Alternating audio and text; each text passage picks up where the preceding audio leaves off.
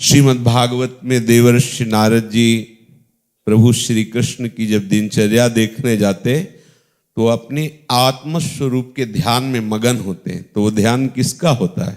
श्री किशोरी जी का। कह रहे हैं राधा मेरी आत्मा है, परम आत्मा है। सबके परमात्मा प्रभु श्री कृष्ण और प्रभु की परमात्मा श्री राधा जी, श्री किशोरी जी, श्री लाडली जी। मेरी जीवन है राधा, मेरी प्राण है राधा और मेरी आधार है राधा। ओहो, प्रभु कह रहे हैं जो सबकी आत्मा है, जो सबके प्राण है, जो सबके जीवन है, सबके आधार है, वो कह रहे हैं मेरी आत्मा, मेरा प्राण, मेरा जीवन, मेरा आधार राधा है। सही पूछो तो हम में और किशोरी जी में कोई अंतर नहीं है, क्योंकि मेरी आत्मा ही किशोरी स्वरूप में है। मेरा प्रेम समुद्र सार रूप धारण करके सांद्रानंद घन किशोरी स्वरूप है। मैं एक ही दो रूपों में नित्य लीला परायण हूं। श्री हरिवंश सुरीत सुनाऊं, श्यामा श्याम एक संगाऊं, छिनिक कबहु न अंतर होई, प्राण सुएक देह है दोई। इसलिए जो मेरी प्राण है, मेरे जीवन है, मेरी आत्मा है, मेरा आधार है, मेरी शक्ति है, मेरा बल है, मेरी शोभा है, मेरा प्रेम है, उनसे स्वामी जी का जो राधा नाम है वो मुझे प्रियाजू से भी अधिक प्रिय है। प्रभु कह रहे राधा से भी लगता मुझको अधिक मधुर प्रिय राधा नाम। राधा शब्द कान पड़ते ही खिल उठती ही कली तमाम। मूल्य नित्य निश्चित है मेरा प्रेम प्रपूरित राधा नाम। चाहे जो खरीद ले ऐसा मुझे सुनाकर राधा नाम। विचार करो, प्रभु कह रहे हैं कि किशोरी जी से भी हमें प्रिय किशोरी जी का राधा नाम है। इतना मधुर है ये, इतना प्रिय है ये कि यद्यपि ये अली प्रिया बदन अम्बुज रस अटके अनत न जात, ऐसा महामहिमा में सौंदर्य है, ऐसा बहुत प्रियता प्रदान करने वाला प्रियाजू का रूप है, पर उससे भी बढ़ करके नाम है राधा। राधा जब कोई राधा उच्चारण करता है तो राधा शब्द कान पड़ते ही खिल उठती ही कली तमाम।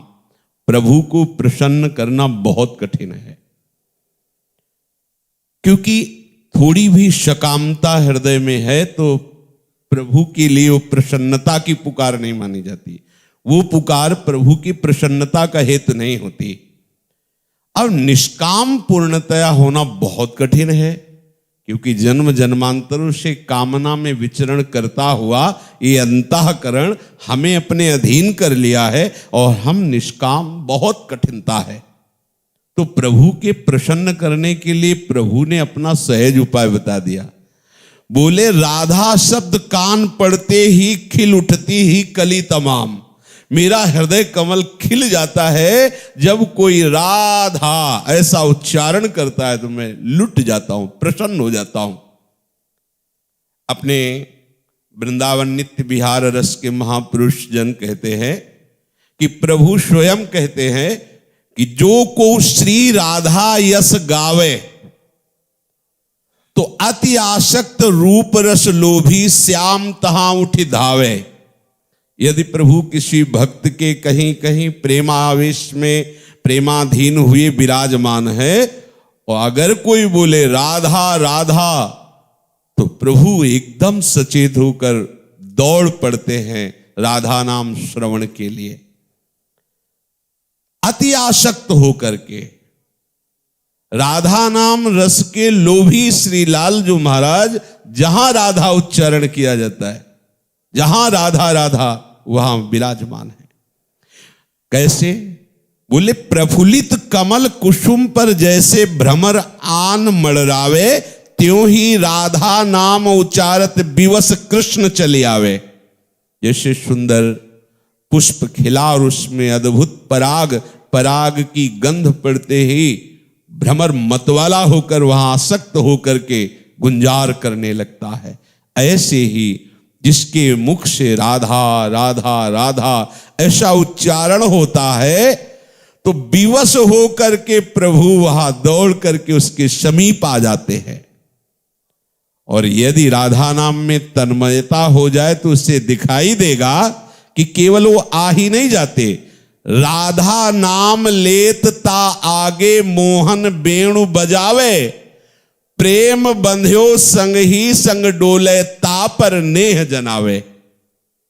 जो राधा राधा राधा ऐसा उच्चारण करता है तो प्रभु उस नाम के श्रवण रस की लोभ वृत्ति से ऐसे दौड़कर चले आते हैं जैसे कमल में पराग लोभी भौरा करके आसक्त हो जाता है।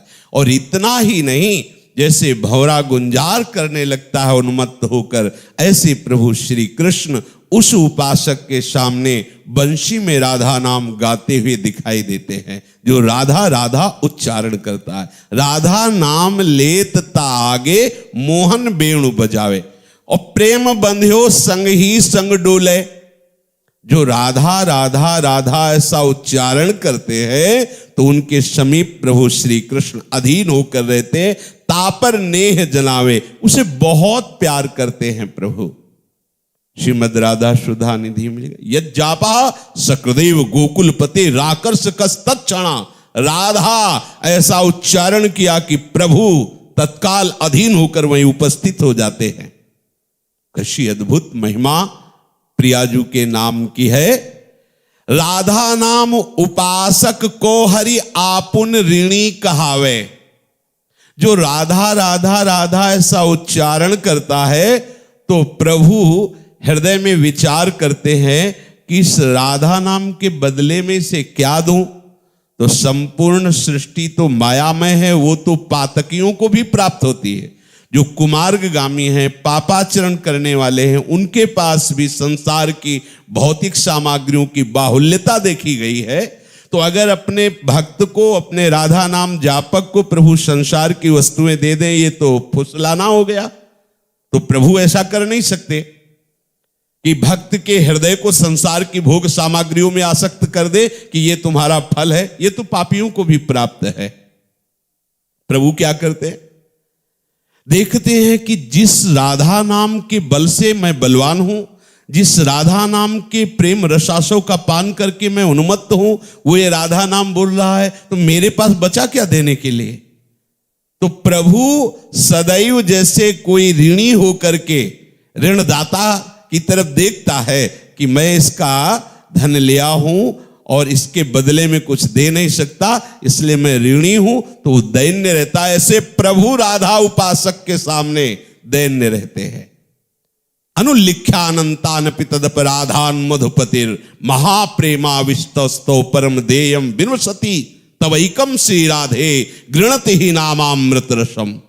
प्रभु उसके सारे अपराध नष्ट कर देते हैं। अनंत जन्मों के जो पापाचरण, जो कुमार्गगामी प्रवृत्तियों के द्वारा कर्म हुए, वो कर्म हमें बांधे हुए बार बार जन्म मरण के चक्र में ले जाते हैं। प्रभु उन कर्मों को नष्ट कर देते हैं। आगे कोई चूक हो जाए तो अनुलिख्यान, लिखेंगे ही नहीं। फिर प्रेम विवश होकर सोचते क्या दे राधा नाम के बदले में। कुछ उनको नहीं मिलता कि राधा नाम के बदले में क्या दे, क्योंकि राधा राधा जप करके तो आप ही प्रेम उन्मत्त होते। जपत हरि विवश तव नाम प्रतिपद विमल, कालिंदी तटकुंज मंदिर गतो योगींद्र वद्यत पद। तो प्रभु अपने को ऋणी कहावे। अब उस ऋण को चुकाने के लिए उसे अखंड वृंदावन वास दे देते हैं। ताही हेत किशोरी हित सो कर गही विपिन बसावे। बहुत प्रेम मान करके लालजू उस उपासक को श्री लाडली जू के समीप नवनिभृत निकुंज में वास प्रदान कर देते हैं। लालजू ही प्रियाजू के चरणों का प्रेम प्रदान करते हैं। बिना लालजू की कृपा के प्रिया के नाम और प्रिया के धाम और प्रिया के चरणों की उपासना हो ही नहीं सकती। श्री कृष्ण कृपा हुई है जिसके ऊपर भी, तभी वो धामवासी, तभी वो राधा नाम उपासी हुआ है।